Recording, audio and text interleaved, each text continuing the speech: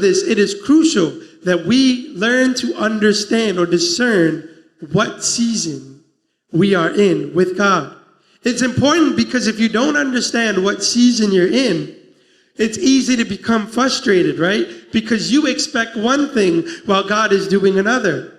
And the reality of life is that most anger and frustration and resentment is a result of unmet expectations. Right? When we expect someone to do one thing, but they do another, it causes anger, it causes frustration, it causes resentment.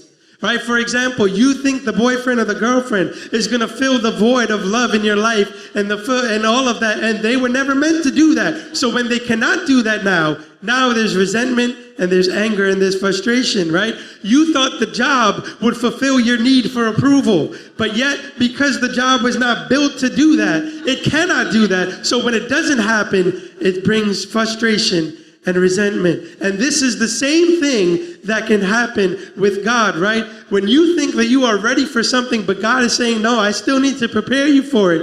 It can have resentment and anger towards God, right? You say, God, I'm ready for the wife. I'm ready for the husband. Why aren't they coming? It's because you're not ready, right? God, I'm ready for the promotion on my job, oh God. I'm ready for the finances. I'm ready to be blessed, God. I can steward the finances, but God is saying, no, not yet. Right, God, I'm ready for the platform. I'm ready for the ministry to grow and to do all these great things. God, I'm ready to be used by you.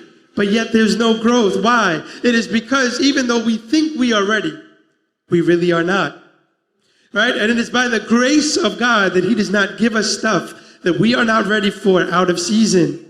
Right? We must realize that before we can enter into the promised land, or we can enter into the purpose that God has created us for our lives, there must be a wilderness season. There must be a time where God prepares us and God removes things from us and God begins to shift our perspectives and our desires. There must be a time where God can cut things out of you before you enter into the promised land.